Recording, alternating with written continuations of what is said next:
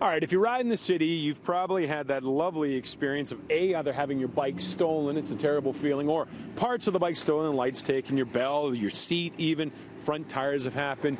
Now, a lot of the times those bikes that are stolen end up in parks, and Councillor Kristen Wong-Tam is trying to do something about that. She's introduced a bylaw that would make it illegal to do any kind of major work on bikes in parks.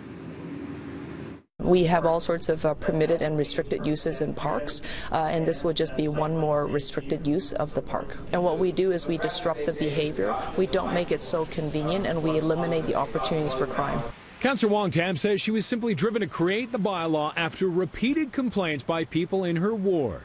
We've heard from residents who have seen people dismantling their bikes that were stolen off of their private property in the physical park, and then they had to prove that it was their bicycle, and people get into altercations. We want to eliminate that altogether. Just how bad are bike thefts? Well, last year there were more than 3,700 bikes reported stolen in Toronto, a 26% jump over 2016.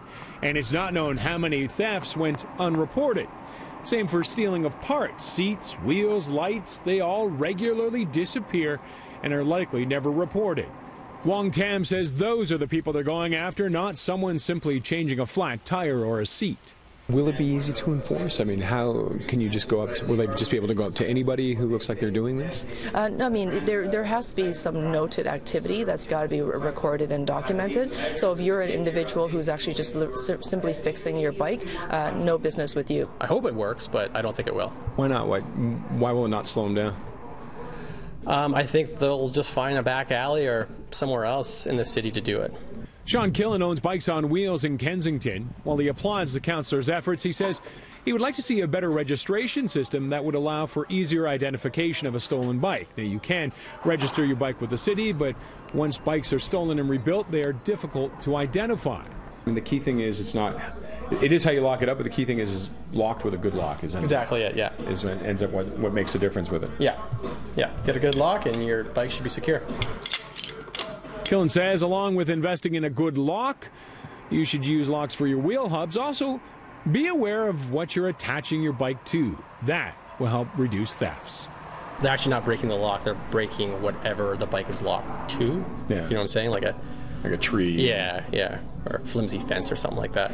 They're actually just cutting through that? Yeah. And as for any kind of punishment when it comes to this bylaw that Councillor Wong-Tam is proposing, no prices have been set, no fines have been set, but it would likely be one of those ones that the punishment would grow if you continually are caught doing something with it, would eventually lead to you being banned from any parks.